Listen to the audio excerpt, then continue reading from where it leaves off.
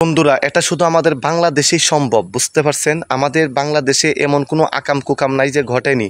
কথা বুঝতে পারছেন? ঘটেছে, ঘটতেছে, ভবিষ্যতেও ঘটবে। এমন কিছু কাজকর্ম আমাদের দেশে ঘটে যেগুলা সারা বিশ্বকে কিন্তু অবাক করে দেয়। তো এই যে ভিডিওর স্ক্রিনে দেখুন একটা ফটো দিয়েছি, একজন ভদ্রলোক মুরব্বী বয়সে।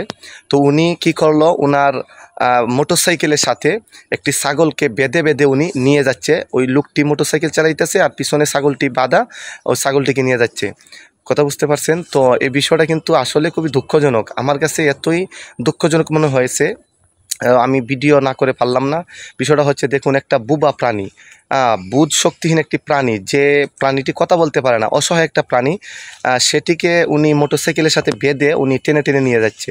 এখন দেখুন ভাই, একটা মোটরসাইকেলের সাথে একটা মানুষও হেঁটে তো দূরের কথা, দৌড়েও কিন্তু একটা মোটরসাইকেলের সাথে একজন মানুষও পারে না। তাহলে এই বুবা প্রাণী, এই ছাগলটি কিভাবে এই মোটরসাইকেলের পিছনে সে, চলন্ত মোটরসাইকেল পিছনে সে যাবে? কি কথা বুঝতে পারছেন?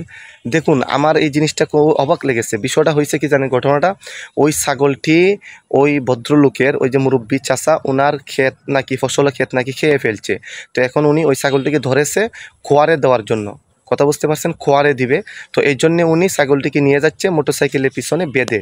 আচ্ছা, আপনারা বলুন, এটি কি কোনো মানবিক কাজ হতে পারে? বলুন, এটা কতটুকু পাষাণ হৃদয়ের হলে এরকম কাজ করতে পারে? একজন মানুষ কিভাবে একটা এই বুবা প্রাণীর সাথে এরকমটা করবে? কথা বুঝতে পারছেন? এটা খুবই দুঃখজনক বিষয়। কারণ ইনি যদি এই ছাগলটির সাথে এরকম করতে পারে, তাহলে চিন্তা করুন উনি মানুষের সাথে কী না করতে পারবে। কথা বুঝতে পারছেন? উনি তো তাহলে মানুষের সাথে অনেক কিছু করতে পারবে। হ্যাঁ, তো এই জন্যে বিষয়টা হইল যে ছাগল একটা বুবা প্রাণী, বুধ শক্তিহীন প্রাণী, তার তো কোনো বুঝ শক্তি নেই। মানুষ যেভাবে ভালো মন্দ বুঝতে পারে, ছাগল, পশু পাখি বা এই যে গরু ছাগল, এরা তো এগুলো বুঝে না।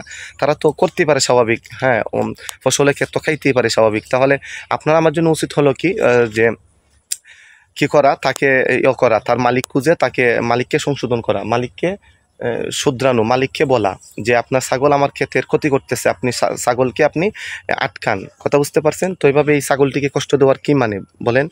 তো এটি কিন্তু এই যে একটি বাংলাদেশে একটি জনপ্রিয় একটি চ্যানেল থেকে, একটি টিভি থেকে কিন্তু এটিকে প্রচার করা হয়েছে। কথা বুঝতে পারছেন?